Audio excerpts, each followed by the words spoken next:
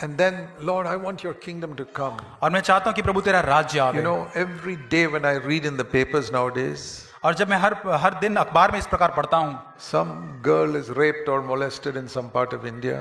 भारत के कोई भाग के अंदर किसी लड़की का बलात्कार हुआ है, ऐसी कोई घटनाएं। Woman commits suicide because of dowry. और दहेज के कारण किसी स्त्री ने आत्महत्या के लिए operation. And so many children being kidnapped for sexual purposes. और अनैतिकता के लिए कुछ बच्चों को वहाँ पे किडनैप हो जाता है। So many poor people being ill-treated. और कुछ गरीब लोग हैं, उनके साथ बुरा व्यवहार हो रहा है। Now I read the other day, or was it today, I think? और मैंने आज ही शायद पढ़ा। One family that did not eat food, one Indian village for 8 days. और एक परिवार जिसने 8 दिन से खाना नहीं खाया। And their daughter died of starvation. और भूख मरे के कारण उनकी बेटी का मृत्यु हुआ। You know what I pray? और मैंने क्या प्रार्थना किया? Lord, let your kingdom come soon. और मैंने कहा प्रभु तेरा राज्य जल्दी आए। Please come quickly. तू जल्दी आ प्रभु। The rich are becoming richer and these poor people are suffering.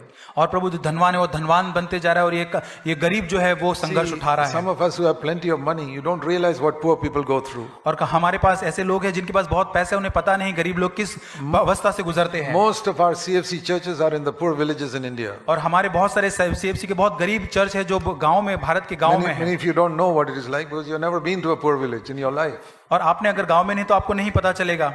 But do you know that 80% of India's villages? और आप जानते हैं 80% गांव जो है भारत के अंदर गांव है। We है। have to be witnesses for Christ. और हमें उसके गवाह बनना है। I remember when I started preaching.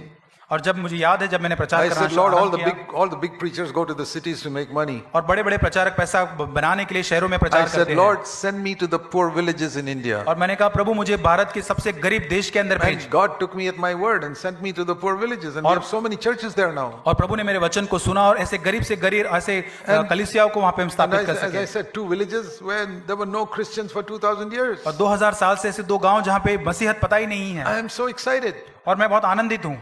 But so much of poverty and oppression. और इतना ज्यादा वहाँ गरीबी है।